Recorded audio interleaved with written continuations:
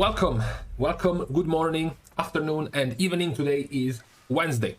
It's reset day, the 6th reset of patch 9.2. If you see me so chipper and in a good mood, it's because I haven't opened my Great Vault yet. So there is still hope. I am still hopeful for that, so I am holding that for later in case a disaster might strike and completely ruin my mood for the recording of this video. What we have for today is the continuation of what we looked at a couple of days ago at this point, which is the overview, the review, the update on how specs have changed from 9.1.5 to 9.2. In this case, we are looking at what covenants they are choosing, what are the best covenant options for these specs, as well as what changes in legendaries. So what are the most crafted, essentially the most crafted, the most used legendaries for these specs. We looked at the tanks and the healers last video about this. So now it's time to go and check out the Melee DPS to see the changes. I already spoiled you last time. I spoiled you saying that healers and then followed up by tanks would have been the lowest amount of changes of out of all the roles in the game. So we are bound to see a few more changes now that we get into the DPS role, starting from Melee. So the first in line, of course, is to check which of the covenants are these specs playing compared to 9.1.5, compared to when they were playing one covenant and not able to use two legendaries. Therefore, most of them, many of them, couldn't use the covenant legendary because their best legendary wasn't a covenant legendary. The majority of the Melee DPS specs did not have their Covenant legendary as their main legendary.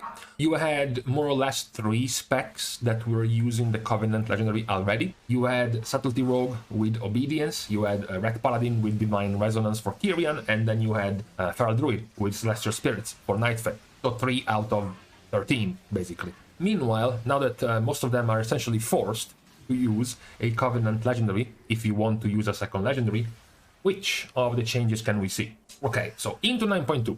First of all, going alphabetically, the first in line is Arms Warrior. Arms Warrior has not really changed too much between last patch and this patch. Their choices were always split between Kyrian and Nightfall. Part of it was preference, part of it was small differences between Mythic Plus and Red Encounters. At the moment, it's Kyrian for Mythic Plus and Nightfall for Red Encounters, but it doesn't change too much. Even the small variations we see from one patch to the next is just between these two covenants. And Necrolord and Ventir are essentially never picked for Arms Warrior. Then we move to a little bit more of a change into Assassination Rogue.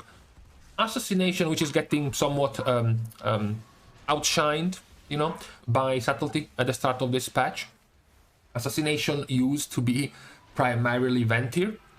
They had competition in Ventir with Necrolord. They had competition with Necrolord in Mythic Plus as well. Into 9.2, in the first few weeks, the situation has remained the same. The situation is that they are still split, somewhat similar to Arms. The difference is that for Assassination, it's actually in doubt for both Mythic Plus and Red Encounters. You can see that it's almost split 50-50 in Mythic Plus and 50 and 35 in Red Encounters between Necrolord and Ventir. This is pretty interesting. We thought that Obedience and Ventir for Assassination were going to be a pretty strong pick overall. Instead, while it still is probably primarily in Red Encounters, in Mythic Plus, the Bone Spikes offered by Necrolord seems to be a decent choice for Assassination. What also needs to be said, however, is that in Mythic Plus, Assassination is not very represented. Then we go on to a massive change. We had a small change for Arms, a little bit more of a change for Assassination, and then we increase the change meter with Enhancement, because Enhancement used to be primarily split once again between Ventir for Mythic Plus and Nightfall for Red Encounters. They are still primarily Nightfall for Red Encounters. In fact, now they are almost exclusively Nightfall for Red Encounters. Their combo with their Seeds of Rampant Growth, the CDR on their Feral Spirits, very, very good for Red Encounters. However, in Mythic Plus, you can make the argument that with the Relic, you're already getting the extra CDR. You're not forced to use the Seeds of Rampant Growth, so instead they are going for Necrolord. What we will also see later down when we check the legendaries is also because Necrolord is going to synergize even more thanks to the, I guess, help in spreading their Flame Shock with Primordial Wave. Not to mention the Covenant legendary effect, the extra haste given for the Necrolord legendary Splintered Elements is also quite good for burst damage. So we have a pretty decently growing and ramping up set of changes for the melee so far, which is why we're gonna introduce the combo breaker that is Feral. Feral doesn't give a shit about 2-piece, 4-piece, double legendary, more borrowed powers. Feral is still Nightfey, guys. There is no change whatsoever, so we can just skip past Feral. We also have a tiny change for Frost Decay, which will also be similar to what we will see later down for Unholy, which is that they are now even more focused on Necrolord. Before, they were still Necrolord. The majority of DPS DKs were Necrolord, but they still had some attempts, you know, at Ventir particularly, sometimes Nightfey as well, but not that much. Meanwhile, now that we get into 9.2, almost all of the other Covenants that had a few attempts at being played like Ventir completely died out. The rest of the players went to flock into Necrolord, and there is still some niche 10-ish% of attempts to play Nightfey for Frost Death Knight. We continue our change to what we mentioned after Arms Warrior being split between Nightfey and Kyrian. The same is for Fury. Fury used to be, you know, split between Nightfey and Kyrian. Used to be at 57, 33 in Mythic Plus and 43, and a lot of Ventir in Red Encounters. He was the only DPS of Warrior spec left that was still trying to play Ventir. In 9.2, once again, Ventir dies out completely, just like for Death Knights. Now, Fury Warrior is almost exclusively Kyrian in Mythic Plus, and is still Kyrian primarily in Red Encounters, only now the competition, similar to Arms Warrior, the competition is with Nightfey. The other Covenants are not really chosen that much. However, now that we get in the middle of the melee specs, we have our biggest swing. This is the easiest to predict. It's what we predicted before this patch launched, which is Havoc Demon Hunter. Before this patch, Havoc was just Nightfey primarily. There were still some Havoc Demon Hunters trying to stay Ventir still because of the Agony Gaze legendary. However, now that you have two legendaries, we pointed out the synergy that Agony Gaze would have been able to have, which means that now Havoc goes from 55% Nightfey in Red Encounters to 87% Ventir in Red Encounters. That is the main change. There is still a decent drop of Nightfey in Mythic Plus as well, but the bigger change for Havoc has been, of course, the going back to Ventir for Red Encounters. Then we move over to another swap. This was again a little bit on the fence, similar to Assassination, which was on the fence between Necrolord and Ventir. For Outlaw, the fence was between Necrolord and Kyrian. So they were primarily Necrolord in 9.1.5, and now they are primarily Kyrian in 9.2. You still have 30% or so of Outlaw Rogues in Mythic Plus being Necrolord. The vast majority of choices for Raid Encounters is the one that is more centered around Kyrian. We can also completely skip, once again, past Ret, very similar to Feral Druid. They are completely taken over by the power of their Covenant legendary, much like Feral Druid, so they are still 100% Kyrian. Where we do also see the other massive change of this patch in terms of Covenant choices for melee is Subtlety. Subtlety was 97% Ventir in Mythic Plus and is now 99% Ventir in Mythic Plus in 9.2, so zero changes there. The change comes in Red Encounters. Subtlety was almost 90% Ventir in 9.1.5 in the raid. Now it's 70% Kyrian in the raid. So it's a gigantic swing between Covenants in the raid for Subtlety. We will go and check out the legendary changes that have brought Subtlety this far in the raid. As far as changes go, we continue the list of changes, the plentiful list of changes from Melee DPS when it comes to Survival Hunter. Now a relevant spec once again, or perhaps for the first time, certainly in this expansion.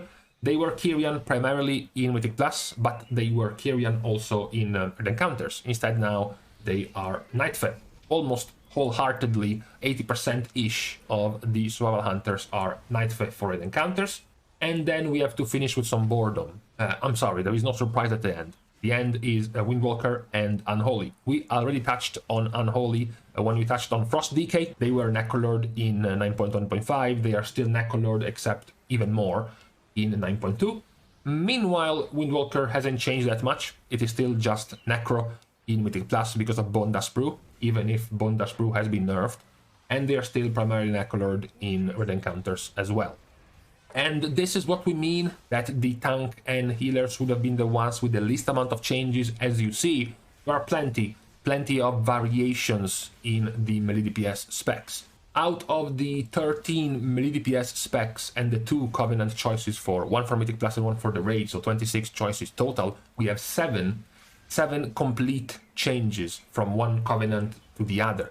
And then we also have another 7 to 8 changes where the switch between Covenants is between the 20 to 30% range of players choosing that Covenant. While still being the more popular anyways, it has definitely increased by a good amount or decreased by a good amount. So the total amount of changes is 14 to 15 Covenant options out of the 26 availables of the 13 specs. So we are above the 50% mark. We are within the 50 to 60% mark in the changes of Covenants for Melee DPS, which is very high, right? It's very good overall for variety and for diversity of the specs. However, we also have to continue the list of changes when we look at which of the legendaries they also ended up picking, because, you know, if they changed Covenants so much, perhaps, very likely, it's because the Covenant legendary tied associated with that Covenant is what made them switch, basically. So from this, we have to get rid of some specs that really did not change their Covenant option, mostly because their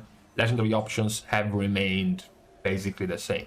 One first in line is Arms Warrior, which is the one that was already choosing the Spear of Bastion as a pick, or the Nature's Fury for Night Fae, and their other legendary of choice basically for all content was Enduring Blow. So that really hasn't changed in 9.2. We also obviously have to skip the other couple of specs that we said were super into their Covenant legendary. Feral Druid is one. Feral Druid with Celestial Spirits is playing with Frenzy Band most of the time. That has not really changed. The other spec that really isn't going to change how you play in this patch is Retribution Paladin. Retribution was playing with Divine Resonance before. When Divine Resonance wasn't added as a Covenant legendary, they were playing with Final Verdict for pure single target or Tempest of the Lightbringer for AoE. Now they can simply pair it together with their Covenant legendary, so not much has changed for Red Paladin as well. Another spec in the low changes gang is going to be Fury Warrior. Very similar to their brother Arms, they were still tiptoeing between Elysian Might for Spear of Bastion and Nature's Fury for Ancient Aftershock, and their other more picked legendaries being Deathmaker, particularly in raids, and Signet of Tormented Kings in Mythic Plus. This, now that they can pair those legendaries with Covenant legendaries, has essentially gone unchanged. On to the no changes gang, we continue to pass through Windwalker. Windwalker was playing with Invoker's Delight before. Now they are simply pairing Invoker's Delight with their Covenant legendary. There has been zero change on the Windwalker front as well. We can also blitz past Survival. Survival is another spec that was super strong with Wildfire Cluster, the specific legendary, or even more Wildfire Bomb damage. Now that they are mostly Night Fae or sometimes Kyrian, they simply pair it together with their Covenant legendary. No changes on the Frost Death Knight front either. They went for Rage of the Frozen Champion before. Now they're simply pairing it together with their Abomination's Frenzy legendary for Necrolord. And Unholy Death Knight is the same. They were playing with Deadliest Coil or Frenzied Monstrosity, depending on if it was Raid or Mythic Plus. Now they simply pair it together with Abomination's Frenzy as well. So now all we are left with are the changes, okay? We have gotten rid of all of the specs that have not really changed, even if they change Covenant, even if they change from one Covenant to the next, perhaps because the Covenant legendary was the strongest. The pairing, the combination of legendaries did not really bring them to change, to pick a new legendary they weren't using before. Now we have some changes, however. So we start with one of the outliers, one of the better performance of this patch, which is Subtlety Rogue. Subtlety was playing with Finality, and then Obedience came out and they were playing with Obedience. So, now that they can use two legendaries together, they are playing with Finality and Obedience together. Now you might be saying, where is the change? Well, the change is that this is just for Mythic Plus. What about the raid encounters? Well, for raid encounters, the main change, as we said, is that they went Kyrian, and they are playing with Resounding Clarity for their Echoing Reprimand Kyrian ability. This is already a change in itself, because Subtlety was Ventier because of Obedience. So now they actually change the Covenant legendary because there is a better one. And then we also have the double change because they are playing more and more with Akari's Soul Fragment as a legendary. This was the initial Shadowlands legendary that were being used by Subtlety before it was nerfed, and then nerfed again, and then nerfed again. So by the time we got into the actual game launch after the beta, this legendary fell off by a lot. Instead, now sub-rogues are back to using it in combination with Resounding Clarity. Not a surprise, given that this legendary works with the set bonus of Subtlety. So, you have a set bonus giving you free casts of Shadow Strike. You might as well use the legendary that gives you a chance to cast that Shadow Strike again. So, it just synergizes quite well with their tier bonus. Another one of the change goes for Havoc. Havoc, we have already mentioned, they were Night Fae. They were playing with the Hand Covenant legendary together with something like Burning Wound, which was one of their main picks already. The main change is what we assumed was going to happen, which was pairing Agony Gaze with something that synergizes with it. In this case, we have the debate between Darkglare Boon and Collective Anguish. The TLDR is that likely Darkglare Boon can overperform Collective Anguish, but Collective Anguish is much more safe and less RNG reliant to use. So if you are a slot machine, if you are an RNG enjoyer, you can also play with Darkglare Boon, even if right now it seems to be the lower one of the choices. For Havoc, it is still a change compared to a 9.1.5. Then we have another change for Enhancement. What was expected of them and not considered a change was how they would have played in raid encounters. We already knew they would have went Night Fae to play with their Seeds of Rampant Growth together with the Witch Doctor's Wolf Bones. So their Feral Spirits centered build in the raid. That's still the case. Where we have some change is in Mythic Plus, because in Mythic Plus they are basically completely overhauling their build. Besides playing more consistently with Lashing Flames as a talent, they go for Fire Nova. So the AoE based on your Flame Shock on targets type of ability, which means their Covenant legendary of choice changes from Night Fae because they don't need as much CDR as we pointed out in Mythic Plus compared to raid encounters because of the relic that gives you CDR. And also to focus even more on this Flame Shock playstyle, they go for Primal Lava Actuators. Thanks to also the change, the buff rather, before this patch that made Enhancement ability to spread Flame Shock even better. This is going to be very good for your Lava Dash damage in Mythic Plus, and you can pair it together with a good burst of damage as Necrolord. You can also spread Flame Shock with Primordial Wave, and then thanks to Splintered Elements you can get 50-60% haste for 12 seconds, which is massive as a burst of damage, right? So that's the pick of choice for Enhancement in Mythic Plus. Then we have another change for Outlaw. Outlaw doesn't change when they pick Celerity. That's what they were picking before, and doesn't change if they stay Necrolord and they keep their Serrated Bone Spike. They start changing a little bit, however, when they go Kyrian. As we said, there is still quite the debate between Necro and Kyrian. Now it is still favoring Kyrian, however, because of Resounding Clarity and Echoing Reprimand. This is paired together with an old legendary that was used already for a few niche picks in Mythic Plus in particular, which is Invigorating Shadow Dust. This is the one that reduces your CDs whenever you vanish. As you know, Outlaw has Restless Blades. Restless Blades works with Vanish. On top of the Relic, yeah, even more CDR for Outlaw. This gives you a lot of options to vanish and to reduce the cooldown of your abilities. This is particularly good because it works with Echoing Reprimand.